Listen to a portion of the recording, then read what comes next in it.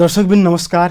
कार्यक्रम टुडे संवादको आजको यो नयाँ श्रृङ्खलामा सम्पूर्ण दर्शकहरूलाई हार्दिक स्वागत छ। दर्शकबिन आजको यो नयाँ श्रृङ्खलामा संवाद गर्नका लागि मसँग एकजना नेपाली कङ्ग्रेसका युवा नेता तथा दार्चुला जिल्लाको मल्लिकार्जुन गाउँपालिकाका अध्यक्ष नरेन्द्र सिंह धामी हुनुहुन्छ। उहाँसँग यो स्थानीय सरकारको पहिलो 5 वर्षे कार्यकालमा मल्लिकार्जुन गाउँपालिकाको समग्र विकासको अवस्था, उहाँले जनता सामु गरेका प्रतिबद्धता कति पुरा गरे, कति बाँकी छन्, यी यथावत विषयमा आज हामी संवाद गर्नेछौँ। आउनु सर्वप्रथम उहाँलाई कार्यक्रममा स्वागत गरौँ। अध्यक्ष, यहाँलाई स्वागत छ हाम्रो कार्यक्रममा। धन्यवाद हजुर। सन्चै हुनुहुन्छ? ठिक छ। अब यो तपाईँको पहिलो कार्यकाल, स्थानीय सरकारको कार्यकाल सकिँदै गर्दा हामी तपाईँसँग संवाद गरिरहेका छौँ। अब यो मल्लिकार्जुन गाउँपालिकाको समग्र विकासको अवस्थाबाटै सुरु गरौँ। मल्लिकार्जुन गाउँपालिकाले विकास निर्माणमा भएका सफलताहरू भन्छु म। अवश्य पनि सङ्घीय सरकारको निर्माण भइसकेपछि, यानि कि हामीलाई मल्लिकार्जुन गाउँपालिकाले, गाउँवासीले एउटा जनसेवकको रूपमा विश्वास गरेर, स्वीकार गरेर त्यो जिम्मेवारी दिइसकेपछि मल्लिकार्जुन गाउँपालिकाको केही न केही विकास भएको महसुस मैले मात्रै होइन, त्यहाँको जनसमुदायले पनि गरेको छ। साँच्चीकै भन्नुपर्दा तपाईँको विगत 5 वर्ष हामी निर्वाचित हुनुभन्दा पहिला जो बजेट विनियोजित हुन्थ्यो, त्यो थोरै बजेटले त्यहाँका असीमित आवश्यकताहरूलाई सम्बोधन हुने कुनै किसिमको कुरै थिएन। र अहिले यो सङ्घीय सरकारको निर्माण भएर 3 तहका सरकारहरू के अरे निर्माणमा छौँ, के अरे हामी अस्तित्वमा छौँ भनेपछि हामीले अवलम्बन गर्नुपर्ने, हामीले सञ्चालन गर्नुपर्ने र हामीले प्राथमिकता दिनुपर्ने कार्यक्रमहरूले प्राथमिकता पाएर र त्यहाँको जनसमुदायले केही विकासको अनुभूति गर्ने महसुस गरेको, अनुभूति भएको मैले महसुस गरेको छु। हजुर, अब समग्रमा भन्दाखेरि त्यहाँको जसरी शिक्षा, स्वास्थ्य, खानेपानीको अवस्था कस्तो छ अहिले? अवश्य पनि तपाईँको मल्लिकार्जुन गाउँपालिका तपाईँको अत्यन्त दुर्गम र विकट गाउँपालिकाको रूपमा हो। गाउँपालिकाको सबै वडाहरूमा, सबै बस्तीहरूमा सडकको सञ्जाल पहुँच पुग्न सकेको थिएन र हामी निर्वाचित भएर आइसकेपछि हामीलाई त्यहाँको जनताको पनि के माग आयो, के प्राथमिकता भयो भने पहिलो प्राथमिकता जनतालाई सडक सञ्जालसित जोड्ने कुरा आवश्यक हो। त्यहाँको जनसमुदाय पनि बाटो पनि त्यो कुरा आयो र हामीलाई पनि त्यो ठाउँको चाहिँ समृद्धिका लागि यातायात क्षेत्रलाई पहिलो प्राथमिकतामा हामीले राखिसकेपछि तपाईँको सडक सञ्जालबाट वञ्चित रहेका वडाहरू र बस्तीहरूमा सडक पहुँच पुर्याउनु पर्छ भनेर हामीले आर्थिक वर्ष 2074-75 देखि नै यातायात, यानि कि तपाईँको यातायात क्षेत्रलाई पहिलो प्राथमिकतामा राख्यौँ भने आज आएर हेर्दा सडक पहुँच नपुगेका वडा सदरमुकामसम्म सडक पहुँच पुगेको छ, गाडी पुगेको छ र बाँकी बस्तीहरूमा पनि जो चाहिँ घन्टौँ हिँड्नुपर्ने जनसमुदायले त्यो अप्ठ्यारो महसुस गरेको थियो भने त्यस्ता बस्तीहरूको लागि पनि हामीले सडक निर्माण कार्यलाई उच्च प्राथमिकतामा राखेर मल्लिकार्जुन गाउँपालिकामा आज तपाईँको 15-16वटा सडकहरू निर्माणाधीन अवस्थामा छन्, जसबाट अब हाम्रो स्रोत गाउँपालिकाको आफ्नो कुनै स्रोत त छैन। सङ्घीय सरकार र प्रदेश सरकारको अनुदानको भरमा मात्रै गाउँपालिकाले तपाईँको विकास निर्माणलाई अगाडि बढाएको हो र पनि हामीले त्यहाँको आवश्यकतालाई मध्यनजर गरेर, औचित्यलाई चाहिँ महसुस गरेर हामीले त्यसरी विकास निर्माणको कुरालाई अगाडि बढाएका छौँ। त्यस्तै तपाईँको खानेपानी क्षेत्रको यहाँले कुरा उठाउनुभयो। खानेपानी सेवाबाट थुप्रै ठाउँमा चाहिँ जनसमुदाय चाहिँ वञ्चित भएको अवस्था थियो। त्यसका निमित्त हामीले सङ्घीय सरकार, प्रदेश सरकारसित र हाम्रो आफ्नो स्रोतबाट पनि जनताको नभई नहुने आवश्यकता खानेपानीको समस्यालाई मध्यनजर गर्दै खानेपानी सेवालाई पनि प्राथमिकतामा राख्यौँ र अझै भन्नुपर्दा तपाईँको हाम्रो जस्तो तपाईँको पहाडी ठाउँहरूमा जहाँ बस्ती माथि छ, पानीका मुहानहरू तल छन् भने ती ठाउँहरूमा पनि तपाईँको पानीको चाहिँ नि कत्रो ठुलो समस्या थियो भने जस्तो वडा नम्बर 2 को न्वालपानी, वडा नम्बर 4 को तपाईँको ऐरीछाना, 8 को कोटबुङ्गा हैन, यी ठाउँहरूमा मान्छे छोरीबेटी दिन पनि डराउँथे किनभने पानीको समस्या थियो, घन्टौँ हिँड्नु पर्थ्यो, यो ठाउँमा छोरी दिनु हुन्न है भन्ने थियो। हजुर, र आज आएर हेर्दा हामीले हाम्रो के अरे दुईटै सरकारलाई एउटा साझेदारीमा हामीले त्यो कार्यक्रम सञ्चालन गरेको, जबकि तपाईँको 12-14 वटा लिफ्टिङहरू आज मल्लिकार्जुन गाउँपालिकामा सम्पन्न भएका छन्, जसबाट त्यहाँको समुदायले लिफ्टिङ माध्यमबाट खानेपानीको परिपूर्ति गरिराख्नु भएको छ। त्यस्तै सिँचाइको क्षेत्रमा पनि मैले अघि भने जस्तो सङ्घीय र प्रदेश सरकारको साझेदारीमा केही सिँचाइका योजनाहरूलाई हामीले सञ्चालन गरेका छौँ। र अर्को यसैसँग शिक्षा र स्वास्थ्यको कुरा यहाँले उठाउनु भयो। शिक्षा र स्वास्थ्य क्षेत्रमा हेर्दा पहिलो प्राथमिकता तपाईँको आज विश्व समुदायले पनि जो यो विश्व महामारी रूपमा के अरे यो कोभिडको सङ्क्रमण भयो, विश्व समाजले, विश्व समुदायले नै एउटा चाहिँ जनताको जनस्वास्थ्यको कुरालाई पहिलो प्राथमिकतामा राखेर जनताको तपाईँको जीवन रक्षाको कुरालाई हामीले चाहिँ नि प्राथमिकता राख्नुपर्छ भन्ने सरकारको नीति अनुसार नै मल्लिकार्जुन गाउँपालिकाले पनि त्यहाँको मल्लिकार्जुनवासी जनताको जनस्वास्थ्यको ख्याल गर्दै हामीले चाहिँ कोभिडसित सम्बन्धित आवश्यक पूर्वाधारहरू हामीले सञ्चालन गऱ्यौँ।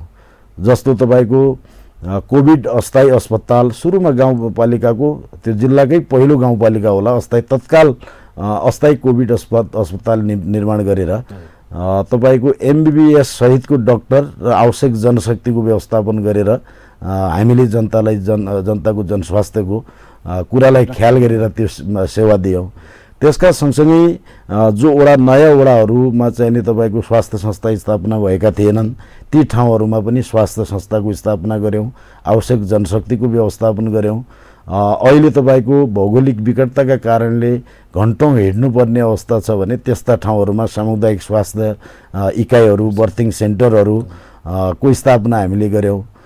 त्यस्तै तपाईँको नेपाल सरकारको नीतिअनुसार प्रत्येक स्थानीय तहमा 10 देखि 15 शय्याको अस्पताल निर्माण भन्ने पहिलो प्राथमिकता उच्च प्रायोरिटीमा रहेको कार्यक्रम थियो भने मल्लिकार्जुन गाउँपालिकाले पनि 10 शय्या अस्पताल निर्माणको काम झन्डै तपाईँको ढलान हुने अवस्थामा छ। टेन्डर भइसकेपछि निर्माण कार्य निरन्तर चलिरहेको छ। हामी त्यसमा पनि गाउँपालिकाले ठुलै फड्को मारेको हामीले महसुस गरेका छौँ। अनि त्यो तपाईँको त्यस्तै शङ्करपुर स्वास्थ्य चौकीमै परीक्षणको बेला मान्छे बिमारीहरूको तपाईँको स्वास्थ्य परीक्षण, रगत परीक्षण होइन, त्यस्तै चाहिँ परीक्षणको लागि एक्सरे ल्याबको कुरा गर्दा धनगढी आउनुपर्ने, दार्चुला जानुपर्ने होइन, भारत जानुपर्ने, त्यसका निमित्त पनि हामीले ल्याबको व्यवस्थापन गऱ्यौँ। एक्सरे ECGको व्यवस्था गरेर आज जनतालाई स्वास्थ्यको चाहिने एउटा जनस्वास्थ्यको क्षेत्रमा पनि हामीले काम गरेको महसुस गरेका छौँ। अब शिक्षाको कुरा गर्दाखेरि अब के उपलब्धिहरू भयो? शिक्षातिर कुरा गर्दा तपाईँको मल्लिकार्जुन गाउँपालिकामा 44-45 वटा सामुदायिक विद्यालयहरू छन् र जहाँ हामी निर्वाचित भएर आउनुभन्दा पहिला पनि तपाईँको विषयगत दरबन्दीको कुरा थिएन, शैक्षिक गुणस्तरको कुरा थिएन र त्योभन्दा पनि एउटा सिरियस कुरा त तपाईँको निजी स्रोतका शिक्षकहरू, तपाईँको 54-55 जना निजी स्रोतका शिक्षकहरू थिए र उहाँहरूलाई अब पारिश्रमिक दिनका लागि ठुलो चुनौतीको विषय बन्यो।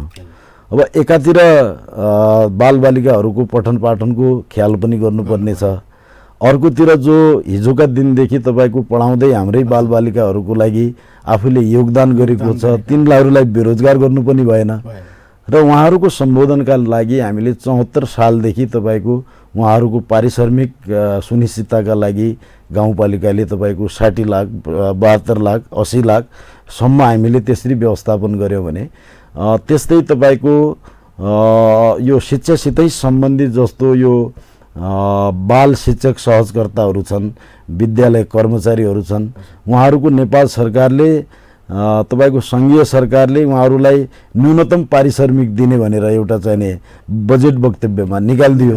तर त्यसको स्रोत सुनिश्चित गरिदिएन। यसले गर्दा हामीलाई पनि हामी कहाँ पनि तपाईँको ठुलो समस्या भयो। झन्डै तपाईँको 36-37 जना हाम्रो चाहिने कर्मचारीहरूलाई कसरी म्यानेज गर्ने, कसरी व्यवस्थापन गर्ने भन्ने चुनौती रह्यो। आम उहाँहरूले पनि अब सङ्घीय सरकारले निर्णय गरिसकेपछि हाम्रो अधिकार हो, स्थानीय सरकारले दिनुपर्छ, तर दिनु त पर्छ, स्रोतको सुनिश्चितता भएन भन्ने किसिमको कुरा भयो। र पनि अब सरकारले त्यसरी चाहिँ पन्छिन त हुनु थिएन। स्थानीय सरकारलाई त्यो भारी बोगाउने एउटा ठुलो चाहिने त्यो अप्ठ्यारो त हामीलाई सिर्जना भयो। र पनि तपाईँको यसरी आक्रान्त भएको त्यस्तो समूहलाई पनि हामीले सम्बोधन गर्नुपर्छ भनेर गाउँपालिकाभित्र रहेका सबै शैक्षिक संस्थाहरू, स्वास्थ्य संस्था र अन्य सबै काम गर्ने चाहिने कर्मचारीहरूलाई न्यूनतम 15,000 देखि हामीले पारिश्रमिक सुनिश्चित गरेका छौँ। अनि त्यस्तै तपाईँको शिक्षासितै सम्बन्धित कुराहरू, मालिकार्जुन गाउँपालिकामा उच्च शिक्षाको लागि एउटा मात्रै क्याम्पस शङ्करपुर स्नातक क्याम्पस छ, पुरानो क्याम्पस पनि छ। र त्यसको शैक्षिक क्षेत्रको उपलब्धि, भौतिक पूर्वाधारको निमित्त पनि हामीले सङ्घीय सरकार, प्रदेश सरकारसित पनि समन्वय गरेका छौँ। त्यसको भौतिक पूर्वाधारका निमित्त पनि अनुरोध गरेका छौँ भने गाउँपालिकाको तर्फबाट पनि एउटा मात्रै उच्च शैक्षिक संस्थालाई पनि सहयोग गर्दै आएका छौँ शङ्करपुर क्याम्पसका लागि। अनि त्यस्तै तपाईँको 2टा प्राविधिक शिक्षालयहरू, यो मालिकार्जुन मावि मडमा सिभिल इन्जिनियरिङको पढाइ हुन्छ भने प्राविधिक शिक्षालय छ भने वडा नम्बर 5 को कृष्णमावि डाँडाकोटमा तपाईँको कृषि प्राविधिक शिक्षालय छ भने ती 2टा शिक्षालयहरूलाई पनि अब अहिलेको समय सान्दर्भिक तपाईँको प्राविधिक शिक्षा दिनुपर्छ अहिलेको जनशक्तिलाई भनेर त्यतातिर पनि हामीले जोड बल गरेका छौँ। भने शिक्षासित खेलकुदलाई पनि अब जोडेर लानुपर्छ भन्ने उद्देश्यले हामीले गाउँपालिकाको 3 ठाउँमा तपाईँको महाकाली बेल्टोको सरस्वती मावि उकुमा, अनि मालिकार्जुन गाउँपालिकाको सदरमुकाम रहेको शङ्करपुर मावि पस्तीमा र वडा नम्बर माथिल्लो भाग तपाईँको खानमावि ऐरिछानामा बहुउद्देश्य खेल मैदानहरूको निर्माण कार्यलाई हामीले सुरुवात गरेका छौँ। र आज साँच्चीकै भन्नुपर्दा ती 3वटा निर्माणाधीन खेलकुद क्षेत्र, खेल मैदानहरूबाट अवश्य पनि त्यहाँको खेलाडीहरूले आफ्नो कौशलता देखाउने, आफ्नो क्षमता प्रस्फुटन गर्ने त्यो अवसर भएको छ। अझ भन्नुपर्दा जो ऐरिछानामा निर्माणाधीन तपाईँको खेल मैदान छ त्यसलाई गाउँपालिकाले एउटा बहुउद्देश्य खेल मैदानको रूपमा हामीले त्यसको चाहिँ विकास गर्न खोजिरहेका छौँ। झन्डै 37-38 करोडको त्यसको तपाईँको डिपिआर हामीले निर्माण गरेका छौँ भने अब गाउँपालिकाको स्रोतबाट मात्रै सम्भव नहुने हुँदा सङ्घीय सरकार र प्रदेश सरकारको अनुदानका निमित्त यो तपाईँको विशेष अनुदान र अनि तपाईँको सम्पूरक अनुदानका लागि पनि हामीले त्यसरी पहल गरिरहेका छौँ। अब अध्यक्ष यो विद्युतको हिसाबले के छ, सम्पूर्ण वडाहरूमा विद्युत पुगेको छ कि छैन? विद्युतको सबै वडाहरूमा तपाईँको विद्युत पुगिसकेको अवस्था छैन। 2074 सालमा हामी निर्वाचित हुनुभन्दा पहिला पनि फाटोफुट्टो सबै ठाउँमा कुनै ठाउँमा तपाईँको विद्युत चाहिने आएको थियो र त्यसलाई सबै वडा बस्तीहरूमा र विद्युत ग्रामीण विद्युतीकरण नभएका वडा बस्तीहरूमा पनि विद्युतको सेवा सुविधा पाउनुपर्छ जनताले भनेर दार्चुला वितरण शाखा मार्फत तपाईँको क्षेत्रीय कार्यालय अन्तर्या र केन्द्रसित पनि हामीले धाएर आज तपाईँको धेरै जस्तो तपाईँको वडा नम्बर 1 को केही भाग छुटफुट छ, 2 नम्बरको केही भागमा तर यो वर्ष टेन्डर प्रक्रिया अगाडि बढेको छ भने ती विकट बस्तीहरूमा पनि तपाईँको विद्युतीकरण हुनेछ। 2 नम्बर 3 नम्बरको केही भाग अहिले पनि तपाईँको बिजुली विस्तारको काम चलेको छ। 4 नम्बर हो, 5 नम्बर र हामीलाई के आशा छ भने हामीले घचघचाइरह्यौँ। अहिले पनि तपाईँको विद्युत क्षेत्रीय कार्यालय अन्तर्याले अपुग भएका त्यस्ता बस्तीहरूको लागि पनि हामीले माग गरेका छौँ। त्यो टेन्डर भएको छ र मलाई लाग्छ छिट्टै तपाईँको 1 वर्ष 6 महिना 1 वर्षभित्रै विद्युत विस्तार नभएका वडा बस्तीहरूले पनि त्यो सुविधा पाउनेछन्। हजुर, अब अध्यक्ष यो मालिकार्जुन गाउँपालिका एउटा ऐतिहासिक महत्त्व बोकेको, धार्मिक महत्त्वका हिसाबले पनि यो गाउँपालिका आफैमा परिचित छ। अब यहाँको पर्यटन प्रवर्धन, यहाँको पूर्वाधार विकासको लागि गाउँपालिकाले के कस्ता कार्यक्रमहरू हामीले गर्यौँ? मालिकार्जुन गाउँपालिका मैले पहिले पनि यो लोकप्रिय टेलिभिजन तपाईँको टिभी टुडे मार्फत आम मालिकार्जुनवासी र आम नेपाली दाजुभाइहरूमा यो भन्दै पनि आएको छौँ। महाराज मल्लिकार्जुन स्वामीकै नामबाट यो गाउँपालिकाको नामाङ्करण भएको छ, जहाँ महाराज मल्लिकार्जुन को महिमा र महत्त्वलाई बुझेर नेपाल सरकारले आर्थिक वर्ष 2065-66 सालमा मुलुकभरिका 7वटा धामहरूमध्ये एउटा महत्त्वपूर्ण धार्मिक तीर्थ 7औं धामको रूपमा घोषणा गरेको कुरा तपाईँ हामी सबैलाई यो सर्वविदितै कुरा हो। र त्यसको सर्वाङ्गीण विकासका निमित्त मल्लिकार्जुन पर्यटन पूर्वाधारको विकास गर्न सक्यौँ भने त्यहाँको समृद्धि हुने, त्यहाँको रोजगारी सिर्जना हुने त्यो एउटा महत्त्वपूर्ण चाहिँ अवसर भएको कारणले गर्दा मल्लिकार्जुन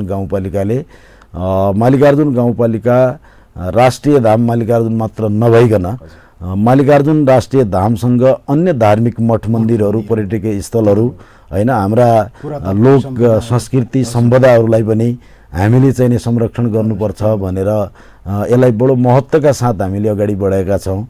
र आज भन्नुपर्दा महाराज मल्लिकार्जुनको देवीस्थल जो राष्ट्रिय धाम मल्लिकार्जुन को पनि हामीले सकेसम्म प्रचार प्रसार गर्न जति गर्नुपर्थ्यो त्यति त हुन पाएको छैन, म सन्तुष्ट छैन त्यसमा।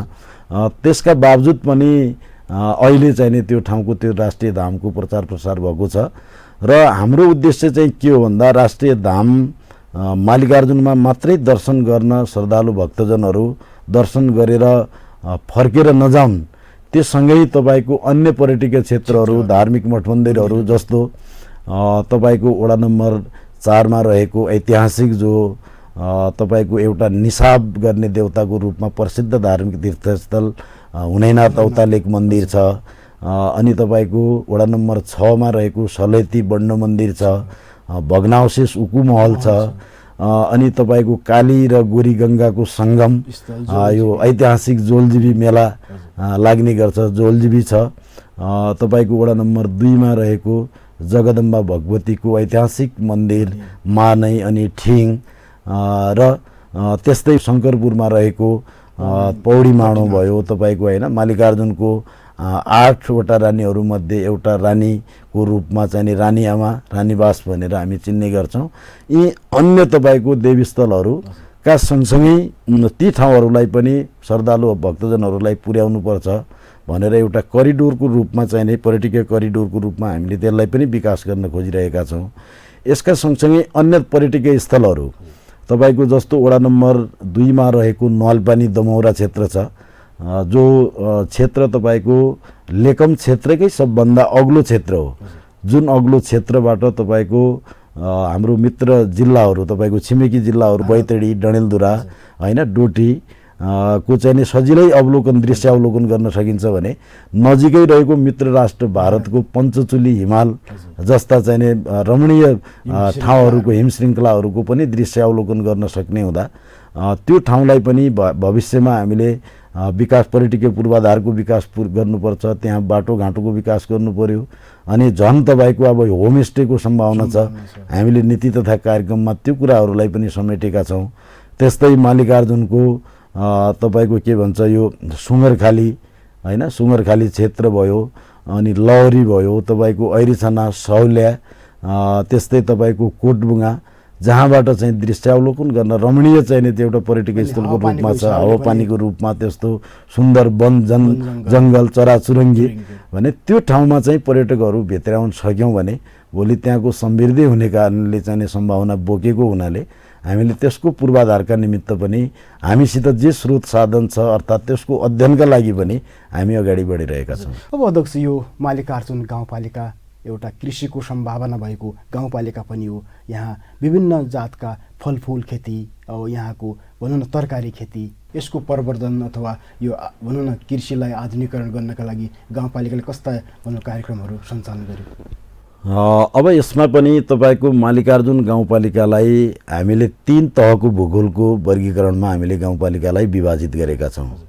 माथिल्लो भाग जहाँ हिम श्रृङ्खलाहरू तपाईँको वडा नम्बर 1 को तपाईँको सिसाली क्षेत्र भयो, वडा नम्बर 2 को बलशिखर न्वालपानी, वडा नम्बर 3 को तपाईँको के भन्छ शिखर, अनि मौतामौती, अनि धौखानी, सुँगरखाली, त्यो क्षेत्र भनेको तपाईँको पर्याप्त मात्रामा जङ्गल भएको क्षेत्र हो, जहाँ तपाईँको व्यावसायिक बाख्रा पालनको सम्भावनाहरू छ त्यहाँ भने त्यो हिमाली क्षेत्रको रूपमा हामीले त्यसको परिकल्पना गरेका छौँ, चित्रण गरेका छौँ।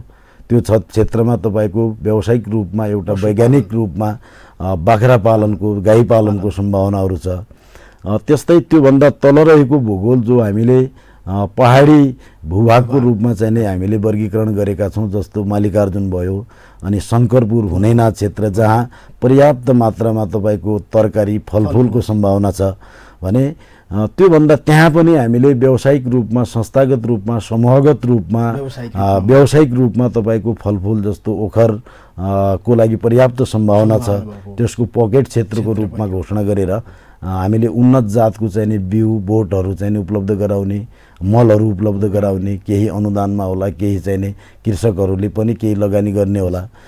त्यस्तै तपाईँको तल्लो क्षेत्र महाकाली बेल्ट जहाँ हामीले तराई क्षेत्रको रूपमा भनेका छौँ, तराई जस्तै महाकाली बेल्टको भर्तोलादेखि लिएर जौलजिबी, उकु, बाँकु त्यो क्षेत्र भनेको तपाईँको तराई क्षेत्रको रूपमा छ। त्यहाँको हावापानी पनि गर्मी हावापानी र तराई धनगढी महेन्द्रनगर जस्तै उत्पादन हुन सक्ने हुनाले त्यो क्षेत्रलाई हामीले धानको पकेट क्षेत्रको रूपमा घोषणा गरेका छौँ भने त्यहाँ पनि हामीले समूहगत रूपमा त्यहाँको कृषक समूहलाई आवश्यक बिउ उपलब्ध गराउने, मल उपलब्ध गराइदिने हैन, अनुदानका कुराहरू त्यसरी गर्न सकेका छौँ।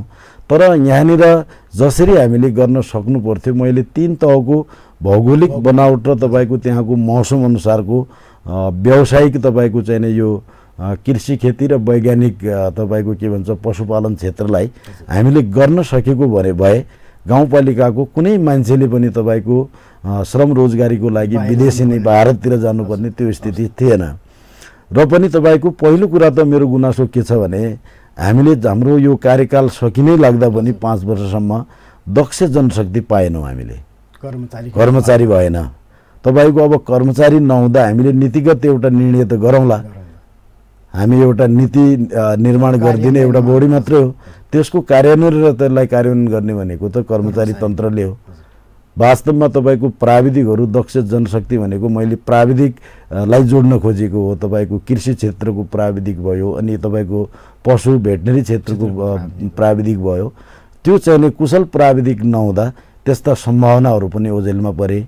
यसको चाहिँ गुनासो म नेपाल सरकार र प्रदेश सरकारलाई नै दिन्छौँ। हामीले बेला बेला पटकमा हामीलाई यो अप्ठ्यारो भयो, या त हामीलाई व्यवस्थापन गर्ने अवसर दिनु पर्यो, नभए सरकारले अब कर्मचारी व्यवस्थापन गर्ने अधिकार तपाईँको सङ्घीय सरकारलाई छ भने त्यो व्यवस्थापन हुन नसक्दा अहिले पनि तपाईँको हाम्रो सम्भावना हुँदाहुँदै पनि हामीले केही गर्न सकेनौँ भने एउटा चाहिने मनमा कसो न कसो चाहिने एउटा पीर चाहिँ खड्केको विषय चाहिँ हो।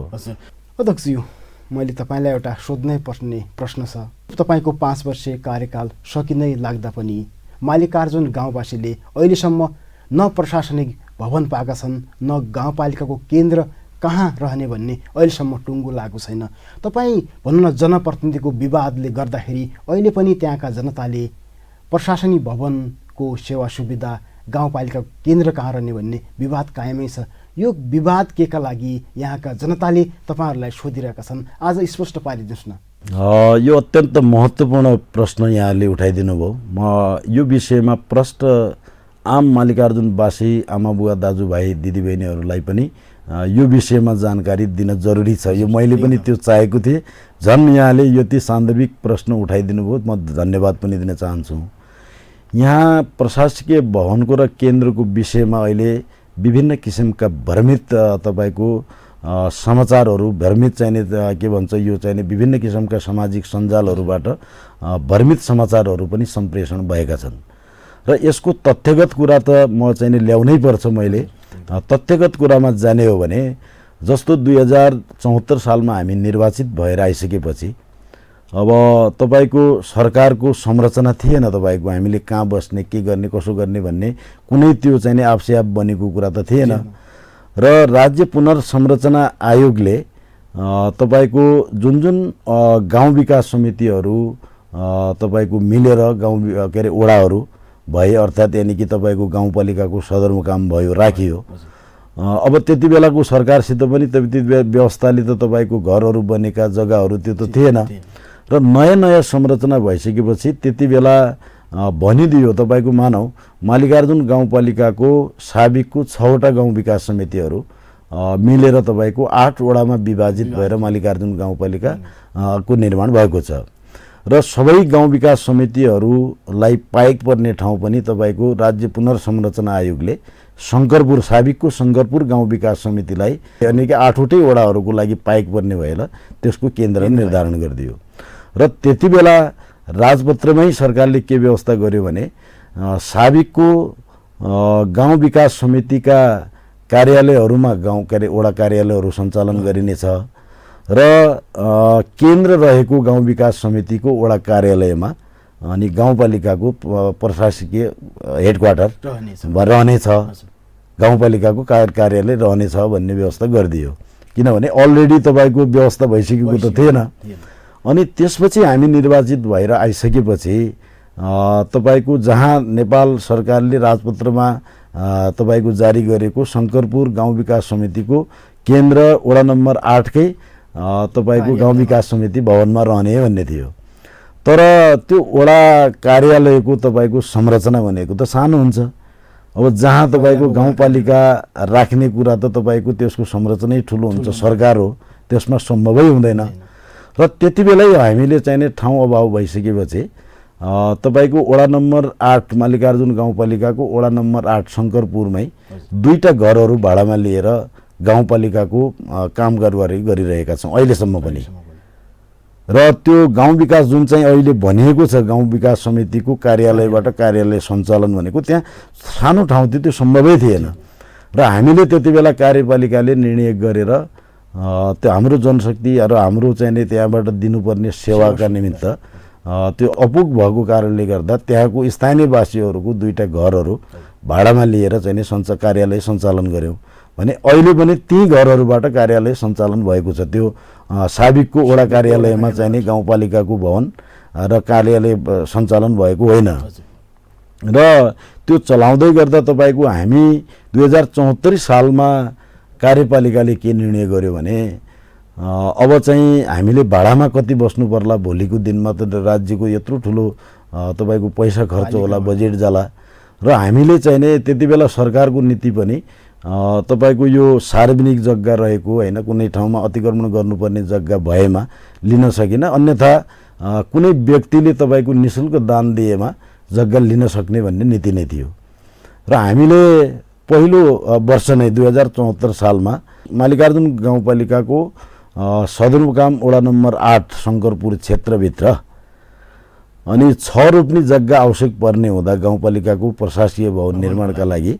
आवश्यक हुने हुँदा 1 महिनाभित्र आफूले दिन चाहेको जग्गा धनी प्रमाण पूर्जा र नेपाली नागरिकताको फोटोकपी सहित समय सीमाभित्र आफूले दान गर्न चाहेको जग्गाको आवेदन सहित प्रस्ताव पेश गर्ने दरखास्त पेश गर्ने भनेर कार्यपालिकाले निर्णय सूचना निकाल्यो र त्यो 1 महिनाको समय सीमाभित्र तपाईँको 7वटा चाहिने निवेदनहरू परे त्यहाँ 7वटा निवेदन निःशुल्क जग्गा दान गर्न दाताहरूबाट 7वटा निवेदनहरू परे र ती निवेदनहरू केही निवेदनहरू अहिले जहाँ चाहिने गाउँपालिकाको तपाईँको कार्यालयहरू भाडामा लिएको कार्यालय भएको क्षेत्रका अडाखान बजार क्षेत्रका मान्छेहरूले निवेदन दर्ता गराए भने केही त्यो सँगै रहेका तपाईँको तल्लो क्षेत्रको जो यो पूर्व पश्चिम राजमार्ग क्षेत्रका दाताहरूबाट पनि निवेदन दर्ता भए जसमा हामीले चौहद्दी 4 किल्ला पूर्वमा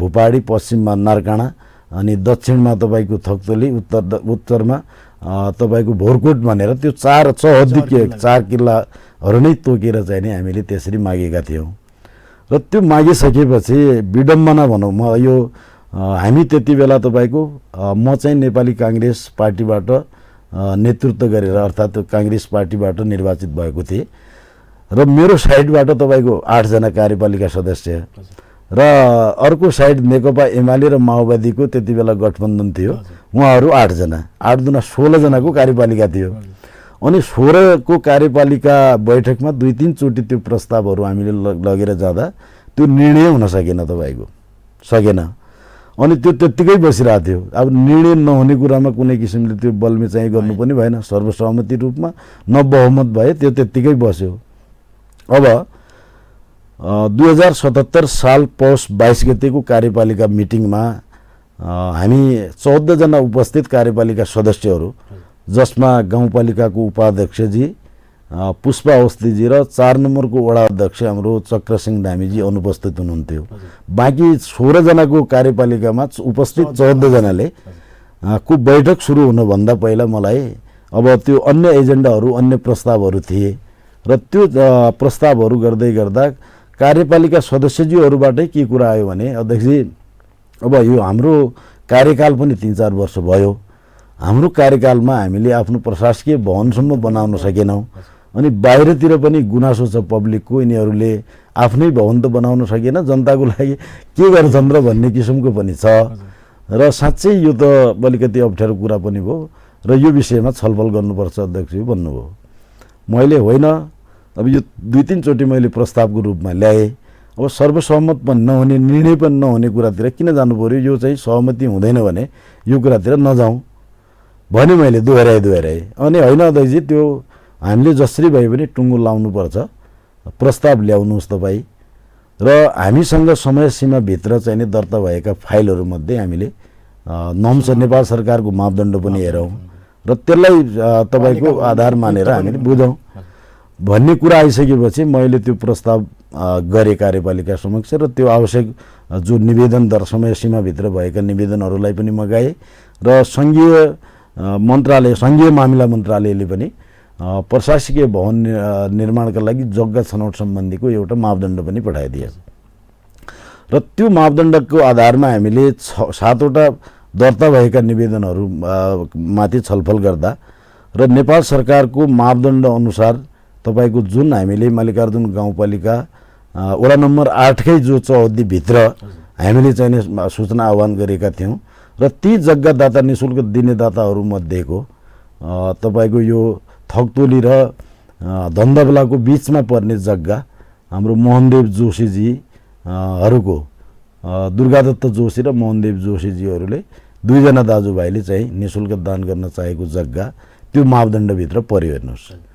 अनि त्यो परिसकेपछि सबै 6वटा चाहिँ जग्गा हेर्दा त्यो मापदण्ड मिट गर्ने हुनाले कार्यपालिकाको सर्वसहमत निर्णयबाट नेपाल सरकारको मापदण्ड अनुसार उपयुक्त हुने जग्गा यो कार्यपालिकालाई यो लागेको हुँदा नेपाल सरकारलाई चाहिँ हामीले अनुरोध गर्ने, सिफारिस गर्ने निर्णय गर्यौँ हामीले। त्यो गाउँपालिका तोक्ने कुरो पनि थिएन, किनभने गाउँपालिका त सरेकै होइन हामीले।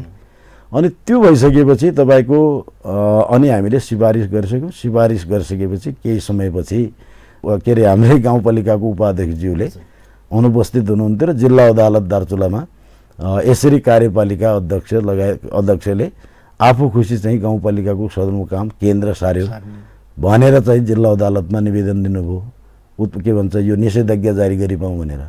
अनि जिल्ला अदालतले हामीलाई बुझित यो प्रमाणसहित पेश हुन आउने भन्ने तपाईको म्याद लगाइसकेपछि समयमा हामी उपस्थित भयो र अब प्रमाणसहित पेश हुँदा जिल्ला अदालतबाट पनि कार्यपालिकाले गरेको निर्णय सर्वसम्मत निर्णयलाई अन्यथा भन्न मिलेन, नीति सम्बद्ध विधि सम्बद्धै छ, यसमा चाहिँ नि निषेधाज्ञा जारी गर्नु परेन, नियमअनुसार गर्नु भनेर त्यहाँबाट तपाईको आदेश भइसक्यो र त्यो आदेश भइसकेपछि पुनः तपाईको अब त्यो पात्र परिवर्तन गराएर उच्च अदालत महेन्द्रनगर इजलास दिपायल इजलास समक्ष उत्प्रेषण युक्त परमादेश जारी गरी पाऊँ भनेर त्यही समूहबाट तपाईको फेरि निवेदन भयो, रिट भए र त्यो रिटको विषयमा पनि हामीले कार्यपालिकाले गरेको विधि विधान अनुसार हाम्रो नियम अनुसार गरेको निर्णयहरू आवश्यक डकुमेन्टहरू पेश गरेर उपस्थित हुँदा सम्मानित उच्च अदालतले पनि यसमा चाहिँ रिट खारेज के भन्छ यो उत्प्रेषण युक्त परमादेश जारी गरिराख्नु परेन, नियमअनुसार गर्नु भनेर त्यो रिट खारेज भयो र खारेज भइसकेपछि अनि तपाईको त्यो जग्गा उपयुक्त हो होइन भन्ने कुरा गाउँ कार्यपालिकालाई त थाहा छैन र त्यसमा तपाईको प्रमुख जिल्ला अधिकारीज्यूको संयोजकत्वमा एउटा समिति हुन्छ, सरकारी जग्गा अनि तपाईको भवनहरूको विषयमा जग्गा सिफारिस समिति हुन्छ र जसमा प्रमुख जिल्ला अधिकारी अध्यक्ष त्यसको अनि तपाईको मालपोत नापी कार्यालय अनि सुरक्षा निकायका प्रमुखहरू आदि त्यो समितिले हेरेर तपाईको गाउँपालिकाको निर्णयलाई हेरेर सिफारिसलाई हेरेर उपयुक्त हुने हुँदा चाहिँ नि मल्लिकार्जुन गाउँपालिकाको प्रशासकीय भवन निर्माणका निमित्त चाहिँ नि जग्गा रजिस्ट्रेसन पास गरिदिने भनेर निर्णय गरिसकेपछि सिफारिस गरिसकेपछि अनि त्यसपछि मालपोत कार्य र नापीले सिफारिस भइसकेपछि मालपोतबाट के अरे मल्लिकार्जुन गाउँपालिकाको नाममा रजिस्ट्रेसन पास भएर जग्गादानी पर्जा बन्यो। अनि त्यो सँगसँगै मल्लिकार्जुन गाउँपालिका हामीले कार्यपालिकाले सङ्घीय सरकारबाट यो तपाईँको सम्पूरक बजेटका निमित्त पनि हामीले अनुरोध गरेका थियौँ। गाउँपालिका प्रशासकीय भवनलाई पहिलो प्राथमिकतामा राखिसकेपछि सरकारले पनि त्यसका लागि बजेट विनियोजन गरेको छ। 1,47,00,000 रुपियाँ त्यसको लागि पनि बजेट विनियोजन गरेको छ।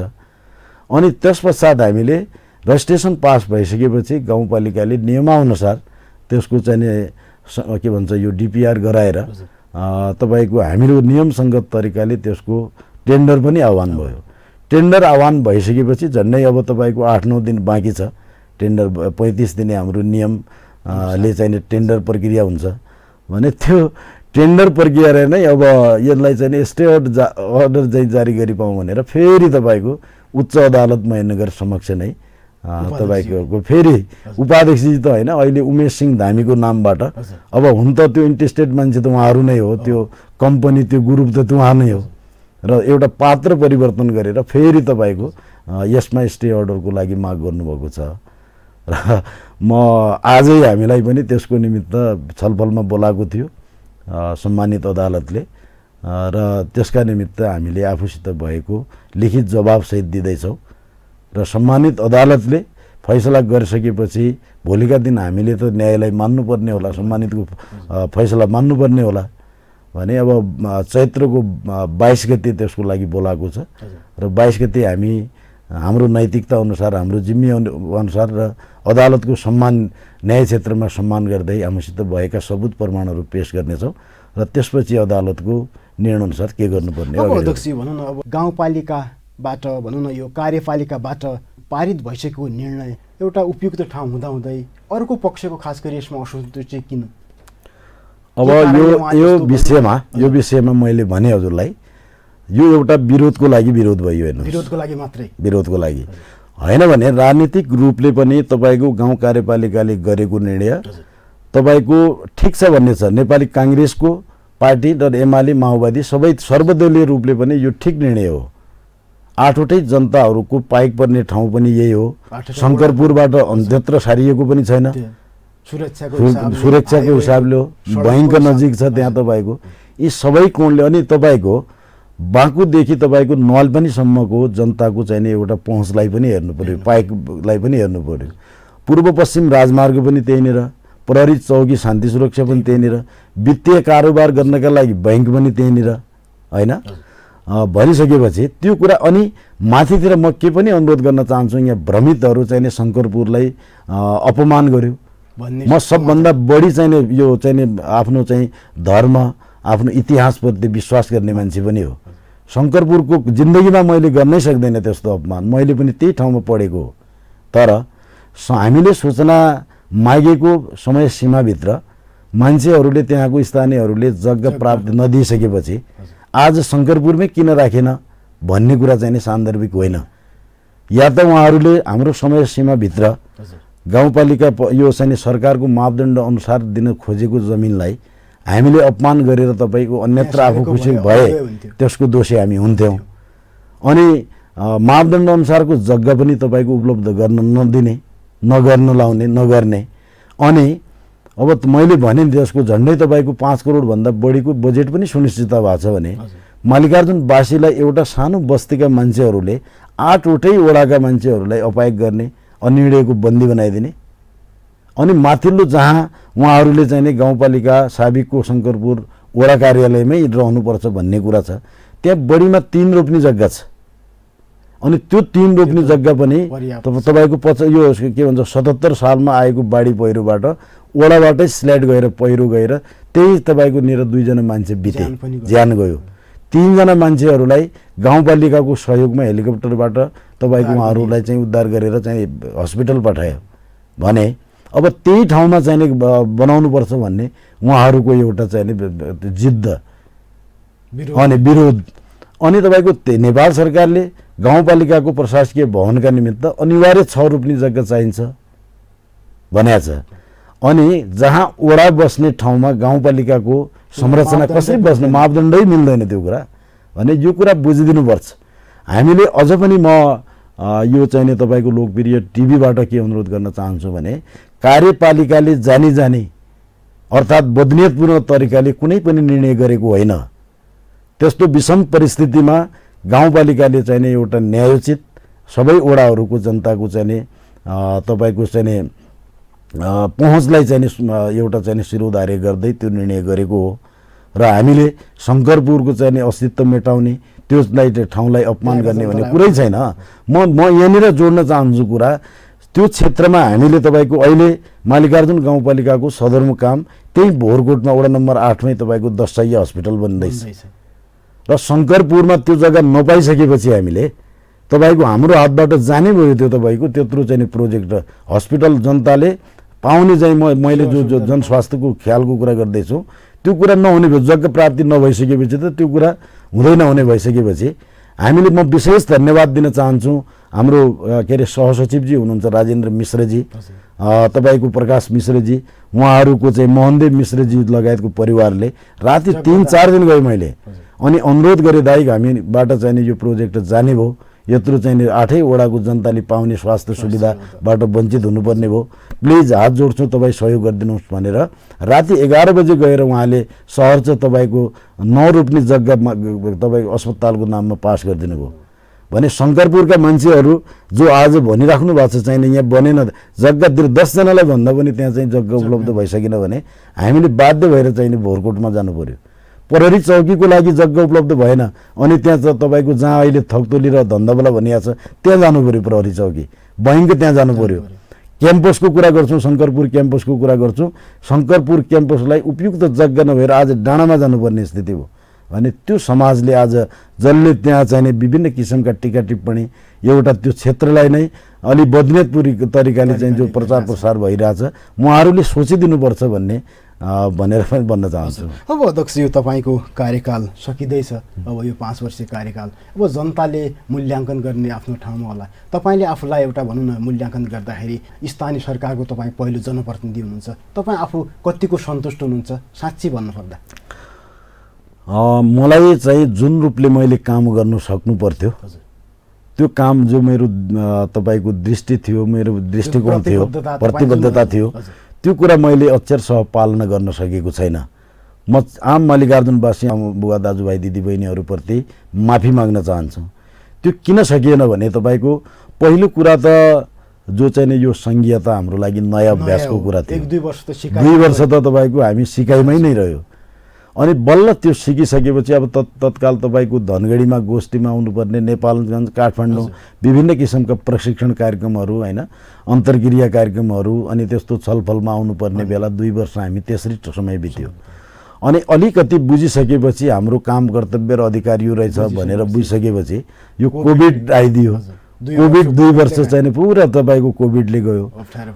अब कोभिडको समयमा मैले अघि पनि भने विश्व जगतले नै स्वास्थ्य सेवालाई पहिलो प्राथमिकतामा राखेर जनताको जनस्वास्थ्यको ख्याल गर है भनेर त्यो टाइपको पहिलो प्राथमिकता राखिसकेपछि सङ्घीय सरकार, प्रदेश सरकार र हामी स्थानीय सरकारले पनि पहिलो प्राथमिकता जनस्वास्थ्यलाई नै राख्नु पर्यो।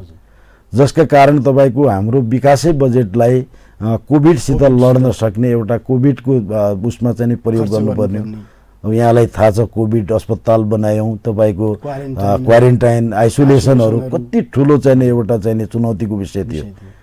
अनि त्यति मात्रै होइन, रोजगारी गुमाएका मान्छेहरूलाई खानाको चाहिँ समस्या राहतको कुराहरू हामीले पुर्याउनु पर्यो। दीर्घ रोगीहरूलाई घर घरमा औषधि चाहिँ उपलब्ध गर्नु पर्यो भने त्यो एउटा ठुलो चुनौतीको रूपमा थियो र त्यसले गर्दा हामीले चाहिँ निर्धारण गरेका, हामीले प्राथमिकतामा राखेका विकास निर्माणका कुराहरूलाई हामीले चाहिँ नि तपाईँको सञ्चालन गर्न सकेनौँ।